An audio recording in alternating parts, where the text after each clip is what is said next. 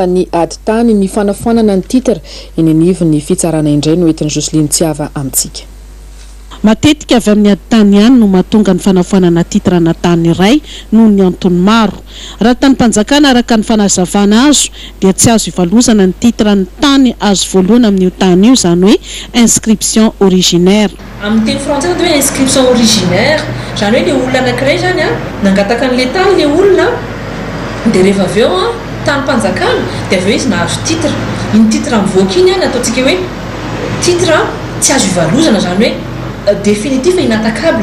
Tsisy ninona azo atao tsony satria efa mivoaka ilay titre amin'ny anaran'ilay olona. Fangatana foanana an'izy zany dia tena hoe kely mihitsy zany raha ohatra misy titre anankifolo zany titre définitif ny ray ihany angamba no mety hoe azo atao an'izay.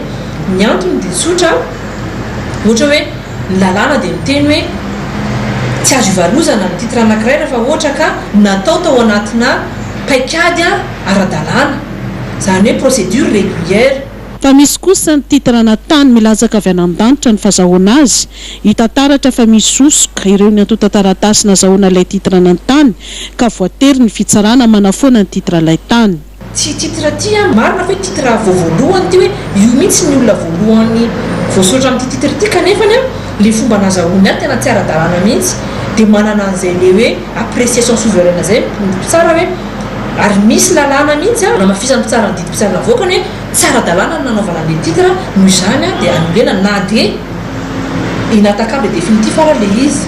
Zay zany ndray misy ne zany le titre le hoe inscription subséquente, izany hoe efa an'olona tany le izy dia ny vidy le manaraka dia efa mifindra trano dia reny ndray zany tsisy olana mihitsy nefa raha ohatra hoe taratasy osika no nanaovana le titre dia mazava ho azy fa le osika iny dia mandravana zavatra be dia be dia tonga dia ohatrany dia foanany fitsarana le titre zany.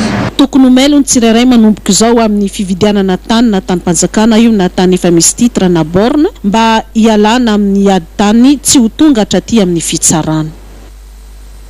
Mikarakara hetsika